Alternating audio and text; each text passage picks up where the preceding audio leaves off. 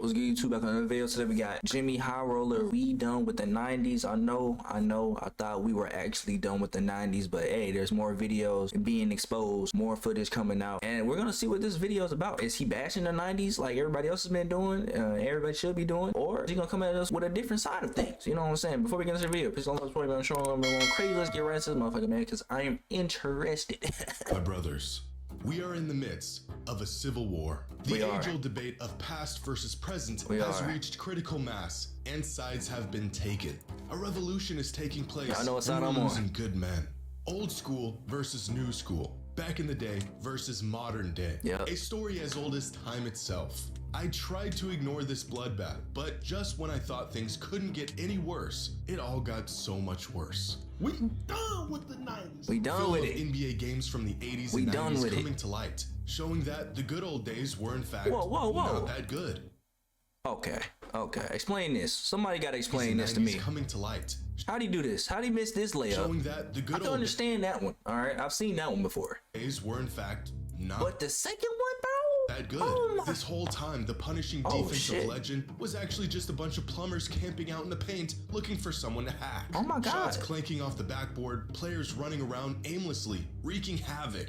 And worst of all, Michael Jeffrey Jordan, the supposed greatest basketball player of all time, didn't even have a left hand. Jaylen Brown with a signature shoe.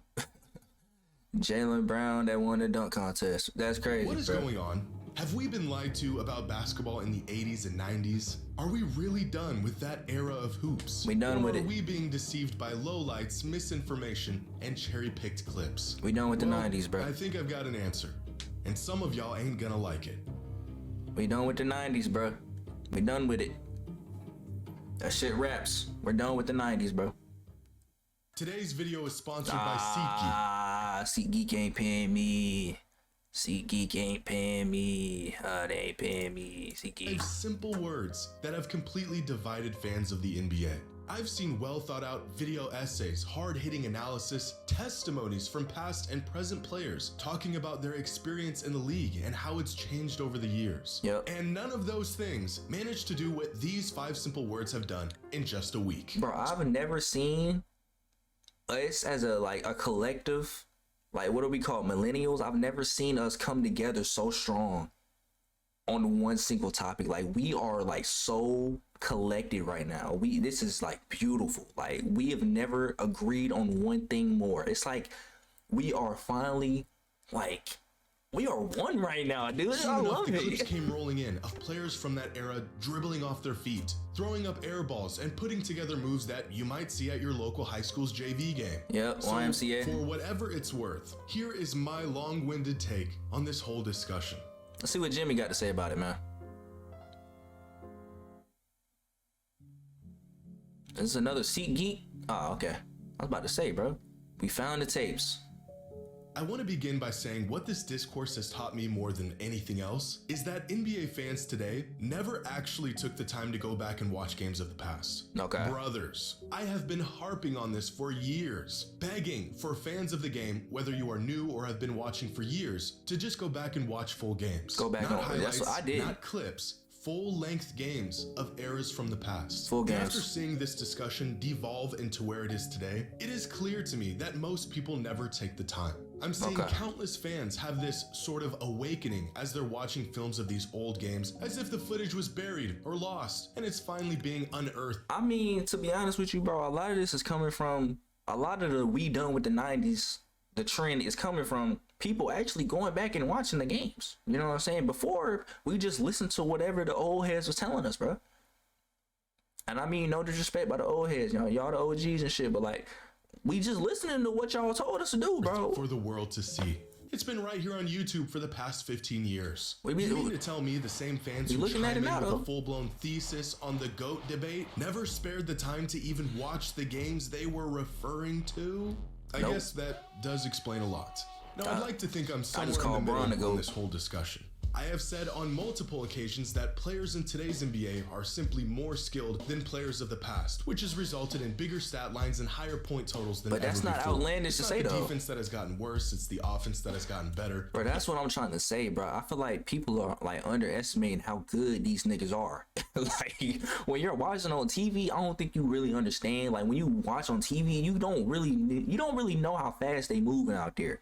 All right, on offense, like I went to an NBA game like a couple weeks ago, like a month or two ago, bro. Them niggas is moving at like super speed, bro. I'm trying to tell you, it is hard as fuck to. It is, bro. Go.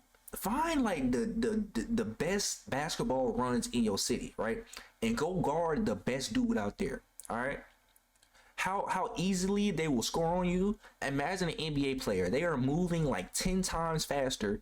They can hit shots 10 times better. Like, it's crazy, bro. It's crazy. But I also have an appreciation for the greats that came before and how incredible some players of past eras were. In fact, I almost feel like I'm hallucinating seeing this 90s basketball slander campaign unfold in front of my eyes. It feels like everyone's perception on the age-old debate changed literally overnight. Nah, it did. I know that's not the case, but after seeing all of this play out, it sure feels that way. But today, I'm not just going to show you some cherry-picked clips or unhinge this narrative even further. I'm going to show you real film, real data, and proof of how we might actually be done with the 80s and 90s. And of course, if Michael Jordan really had no left hand. Nah, he didn't have a left hand though. He did. Yeah. You showed one layup. Okay. Isn't that what you told us not to do? All right. The game has evolved. I have been an advocate for the modern players are better than players of the past movement for quite some time now. In fact, as crazy as it is for younger fans to say Michael Jordan was trash, it's just as absurd for older fans to say the game hasn't evolved and gotten better. Just think about it like this, bro.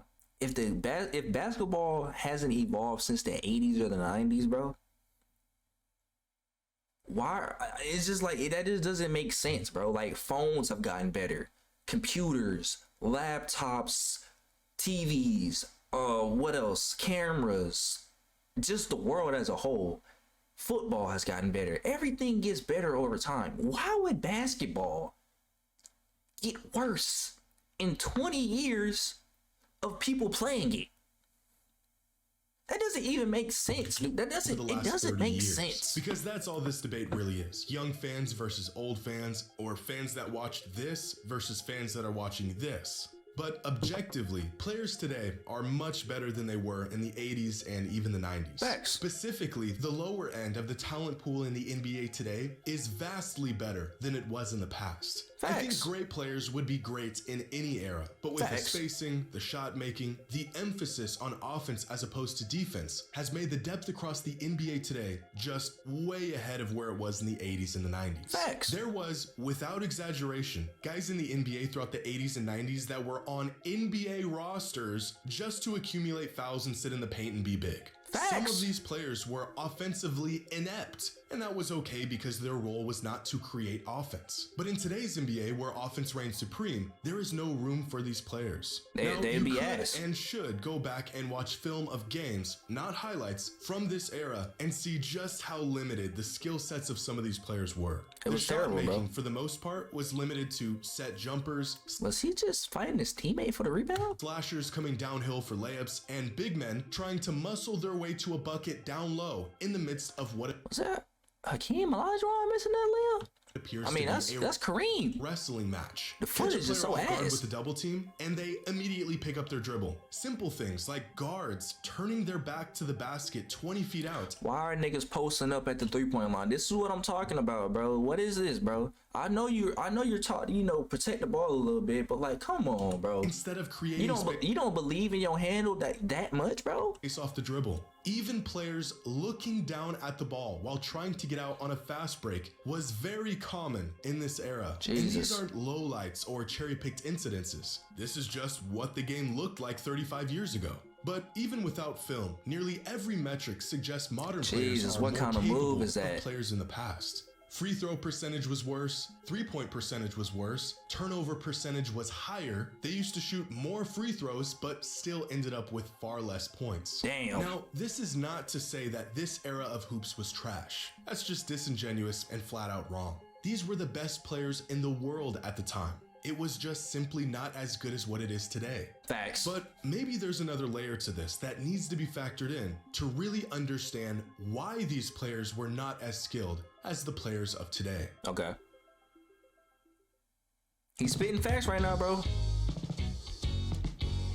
What's this? You can't do that. Now, despite this being a very relevant topic for years, the idea of rule changes and how these changes have affected the game still remain a mystery to some. Players were a product of their era and the rules of their era. The first step to discovering greats of the past is to watch film of them play. The next step is to gather and understand the context of the film you are watching. When you see a 6'9" Magic Johnson go flying down the court with what looks like kind of a stiff dribble, you may think the man has no bag. But my friends, Magic Johnson did have a bag, but the rules in play— I'm gonna be honest, bro. His bag was elite for his time. I will say that, bro. It was elite for his time. If you compare his bag to the bags of now, that shit's like, I don't know, bro. It's like a fake Gucci bag compared to a Prada bag or something, bro. It's like a Spider-Man backpack compared to a Louis bag. I don't know, at the bro. time only allowed him to reach so far into it before he got called for every violation in the rule book. That is Consider true. the fact that any move where your hand wasn't completely on top of the basketball was considered a carry. No zero steps, That's true. no gather steps. You get 2 steps, and anything more was called a travel. No backward shuffles to create separation. No lunging into players to draw easy fouls. Here's a clip of Danny Ainge hitting Kevin McHale with a hezzy in the mid-80s. And the man thinks he just witnessed witchcraft. But when practice sessions were completed, some of the most competitive competition began.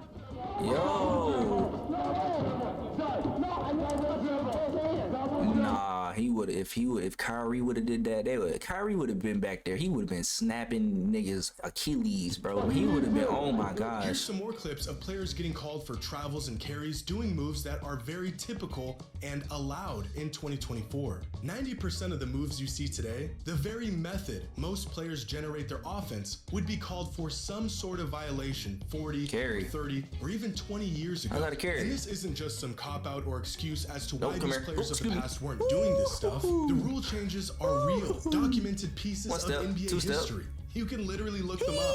The game got looser, players grew up and shaped their game around these looser rules, and now they have free reign to let their basketball bag run wild. Creativity, bro. You love it. That's kind of the point. Players of the past didn't grow up practicing 25-footers. They didn't work on a dozen moves to create separation. They played in offensive systems that focused on the team, the collective, schemes and sets that resembled something closer to college basketball, where ISO possessions were few and far in between. Bro, but that's why college basketball is so in the gutter right now. Nobody wants to watch that shit.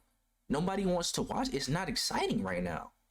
The NBA, bro, it's like players get to go out there and just play freely in most cases, if they're good. If they're ass, then you go sit in the corner or something. But they get to play freely, bro. That's what we want to see. So they never developed an arsenal to counter these situations. But I see what he's saying, though. I see what he's saying, though. The rules of the time limited their game, which resulted in them having a more limited skill set than players today. I see what he's saying. If Larry Bird grew up with a three-point line, he might have been the greatest long-range shooter ever, but he didn't. And as a result, he didn't shoot a lot of threes, and he wasn't as efficient as the bro. I just saw that Draymond Green passed Larry Bird for 3-pointers made in a career. That shit's insane. That shit's insane. I'm not saying Larry Bird wasn't a shooter. Do not start that shit. Might be as capable as players today if they were playing under the same rules and conditions. Yep. But they didn't, and I don't think we should assume that. The fact is, they played in a different time, and they became a product of that time. But that's not to say the game was trash back then, or that the superstars of these eras couldn't compete in today's league. Okay. I see where he's going with it. He's kind of like saying yeah, they were ass, but they were ass because the rules didn't allow them to do what people are doing now. I see what he's saying, bro. I kind of fuck with it. Now, he's opening my eyes a little bit. It's easy to forget just how long ago 1980 was. That's a long ass time, ago, bro. If my math is correct, which is in fact a very long time ago. That's a long ass time. In 1985, Magic Johnson won an NBA title, Larry Bird won the league MVP, and Michael Jordan won Rookie of the Year. Damn. That was 39 years ago from today, which is the same exact amount of time that has passed from that 1985 season to the year the NBA was founded in 1946. Wow. Look at these clips. Do you think these players could compete with the likes of Bird, Magic, and Jordan? No. Let me answer that for you. No. But take the best players of the 80s and 90s, and could they compete in today's league? Absolutely. Give these guys some credit. Watching this today is the equivalent of watching this in the 80s. And yet this product is vastly closer to the basketball. I feel like some player, I'm gonna name like a couple of players off the top of my head, I think in the 80s and the 90s I could compete with today. Jordan, Magic, Bird, Hakeem, Shaq, Tim Duncan. Well, Tim Duncan, he played in this era. Admiral, maybe Charles Barkley. I don't know, bro, because he was a 6'4" power forward. That's insane. He couldn't shoot, so I don't know if he developed a jump shot, maybe. Shit, I know I'm forgetting some people. Gary Payton, but he played in the 2000s. I might be forgetting some people, bro. I can't name all the niggas of all time off the top of my head, but those are just a couple I can name. See today than this product was to what fans were witnessing in the 80s. In fact, we can use different superstars as sort of a cross-generational measuring stick to put some down below. Oh, Penny Hardaway, you know what I'm saying, shit like that. Put some more down below. Who you think could play in this era? See just how stiff the competition has been over the years. Larry and Magic played Michael, who played Kobe, who played LeBron, who has played the players of today. And nowhere down this timeline was there any real jump or fall off in production or level of competition from one era to the next. Each era had their stars. Those stars crossed paths with stars of other eras, and no one era was clear-cut ahead of the other. If the 80s were so bad, then why did players of the 90s have to wait for those guys to get old and retire to have a shot at winning? And if the 90s were so bad, then why did players of the 2000s not win until those guys retired? We don't need to assume. I mean, they were kind of younger in their careers. That would be one reason. That adjacent eras could compete with one another because we actually saw it. MJ struggled with some of the guys that came before him. Shaq struggled against Hakeem, and Kobe struggled against MJ. LeBron struggled against guys like Duncan and Dirk. And players he was young, have though. struggled to get past some of the older players in the league who are a product of the previous era. Now, what we shouldn't do is jump 3 or 4 eras at a time, ignoring entire decades of evolution and saying the game back then was better or even as good as it is today. So that's genius, the knowledge and wisdom that comes from actually witnessing decades of NBA history, like some older fans have, becomes skewed and watered down by nostalgia and a generational bias. That's true. Superstars are superstars because their game transcends the era they played in, but they also played in an inferior league. Facts. These two ideas are not mutually exclusive. And although generational talents of the past would do just fine today, this same logic does not apply to the vast majority of the league throughout the 80s and 90s. You on that ring? Hey, I'm not gonna lie. He's spitting some facts right now, bro. I'm locked in, bro. When did the NBA become not trash? I'm not gonna lie. This is an absurd comparison. Penny Hardaway or Ant-Man, I don't know. I can't say. I don't want to speak on that one because it's like I didn't watch Penny Hardaway play. Maybe he was like that guy. I've heard he was that guy. I don't watch Penny Hardaway tape, to be honest with you. But Shaq versus Karl Anthony Towns, come on, bro. Like, what are we doing, bro? What are we doing? Inferior to today's league, and the 90s were inferior as well. When did the NBA become not trash? Well, it depends on how you look at it. Big trash. Ironically, I think there's a pretty clear distinction to the skill set of players before Michael Jordan hit his peak and after. For example, the early 90s and late 90s, although being in the same decade, were massively different in play style and skill set. Yep. Think for a second about the fact that Magic Johnson was still in his prime in the early 90s, and Allen Iverson was entering his prime in the late 90s. Damn. In less than 10 years, basketball became a massively different game.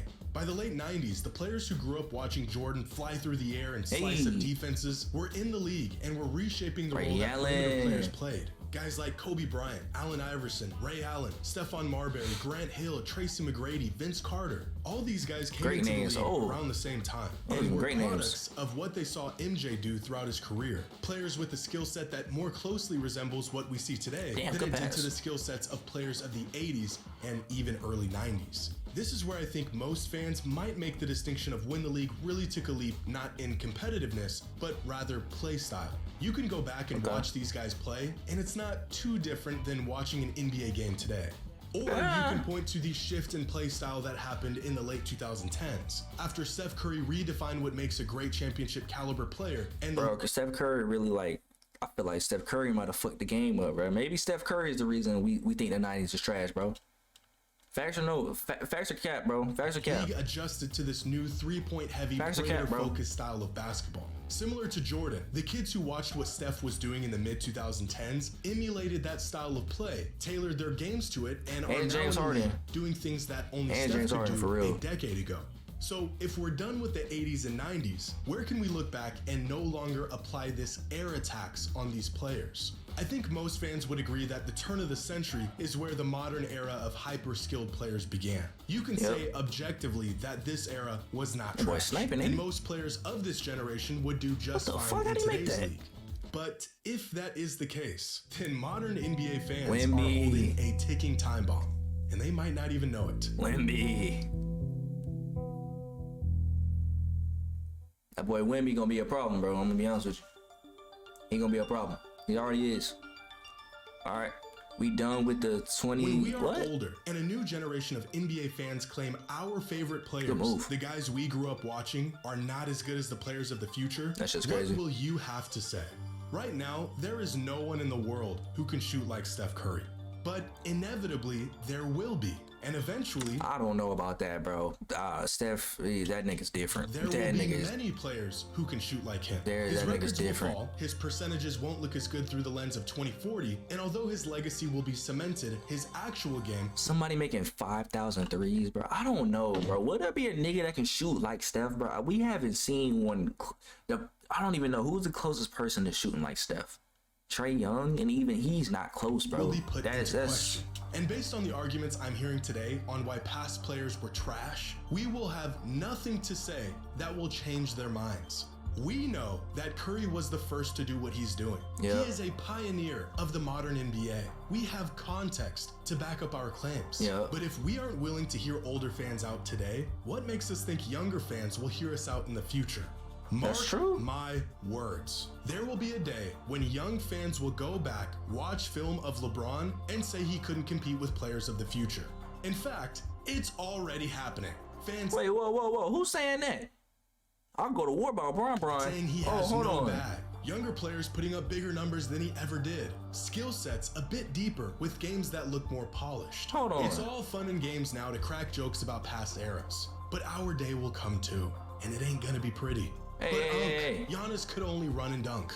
Your era was trash. Y'all had a dude who couldn't get 2 feet off the ground running the whole league. You can scramble to pull up clips and show the numbers, but their minds will already be made up. This is why I think it is so important to have genuine, thought-out discourse about the game if you're truly a fan of it. Bro, I don't care, bro. I'm gonna still say the 90s was ass, bro. I'm gonna stand on that. You know what I'm saying? I'm gonna stand on that. But saying Bron couldn't compete with the future generation, that's where I draw the line. You ain't gonna talk about Bron like that. Oh God, you ain't gonna talk about Bron like that. The older fans out there, I'm gonna war about Bron. This whole thing. For years, we heard y'all badmouth modern players, saying the league is soft, players today couldn't compete back then. Back in my day, real men played the game. Y'all cannot be mad that some fans are done with the 80s and 90s when y'all never even gave modern basketball a chance. Facts, dude. Sure, a lot of fans never took the time to go back and watch the greats of the past, but let's be honest for a second. Older fans don't watch games today. Facts. They catch a stray clip on Facebook of LeBron flopping, and like an echo chamber of disgruntled old men, they just start firing away in the comments, agreeing with one another. Exactly, bro. Like, LeBron don't be flopping, bro. And if he do flop, it's because they ain't calling shit that game, so he gotta sell the shit. All right, that's what you gotta do nowadays. This is not the old days where you could just run through the lane, choke a nigga, hold him right here, be like, yeah, nigga. Yeah, we not trying to see that, bro. We want to see real basketball. And when a ref is bullshit and not calling fouls, sometimes you gotta, you know what I'm saying? Sometimes you gotta ask for this. I've been watching the NBA since the mid-2000s. Kobe, D-Wade, McGrady, Iverson, Shaq, Nash. Those were my guys. But I can acknowledge those greats and say they were incredible, while also acknowledging that that version of the NBA as a whole was not as refined or as good as it is today. Now, that's will facts. I be able to make that distinction in 20 years when some snot-nosed brat tells me my glorious king was trash? Thank you. I'm not so sure. Whoever, bro. If my son ever says LeBron was trash, that nigga, I'm taking his system. I'm taking everything. Bro. And then we gonna sit in the room together on whatever TV or whatever technology we gonna have in the future. We gonna sit there. We watching Bron clips until his ears bleed or something. I don't know, bro. Until until he cry.